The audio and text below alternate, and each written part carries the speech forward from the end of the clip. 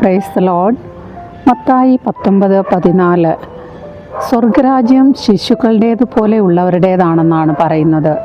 ശിശുക്കൾക്കുള്ളതാണെന്നല്ല പറയുന്നത്, നേരെ മറിച്ച് ശിശുക്കളെ പോലെ ഉള്ളവരുടേതാണെന്നാണ് പറയുന്നത്. എന്താണ് അതിൻ്റെ അർത്ഥം? ശിശുക്കളെ പോലെ എന്ന് പറയുമ്പോൾ അവർ നിഷ്കളങ്കരാണ്. ശിശുക്കൾ നിഷ്കളങ്കരായിട്ടുള്ളവരാണ്. അവർ മറ്റുള്ളവരെ ഡിപ്പെൻഡ് ചെയ്തുകൊണ്ടാണ് ജീവിക്കുന്നത്.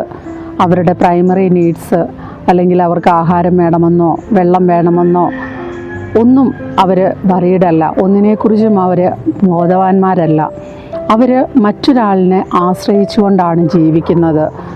അതുകൊണ്ട് തന്നെ ശിശുക്കളുടെ മനോഭാവം, അവരോട് ഇന്നൊരു പറയുകയാണ്, ഇന്ന് ഇത്ര രൂപ കടമുണ്ടെന്ന് പറഞ്ഞാലോ, അല്ലെങ്കിൽ നിങ്ങൾക്കൊരു മാരക രോഗമാണെന്ന് പറഞ്ഞാലോ ആ കുട്ടികൾക്ക് അതിനെക്കുറിച്ച് ഒന്നും അറിയാൻ പറ്റില്ല. സാധാരണയായി ശിശുക്കൾ എന്ന് പറയുന്നത് 7 വയസ്സുള്ളവരെയാണ്. ഒരു ഫ്രീ മൈൻഡ്, എനിക്ക് എൻ്റെ കാര്യങ്ങൾ നോക്കാൻ സ്വർഗത്തിൽ ഒരപ്പ ഉണ്ടെന്നൊരു മനോഭാവം, ഇതാണ്, ഈ ശിശു മനോഭാവമാണ് നമ്മളിൽ നിന്ന് ദൈവം ആഗ്രഹിക്കുന്നത്. ഒരിക്കൽ ഒരു അപ്പനും മകളും കൂടി ഒരു ഭൂപ്രദേശത്തൂടെ നടന്നു പോവുകയായിരുന്നു. അപ്പോൾ നല്ല മനോഹരമായ ഭൂപ്രദേശം, അവർക്കൊരു പാലം കടക്കേണ്ടതായിട്ട് വന്നു.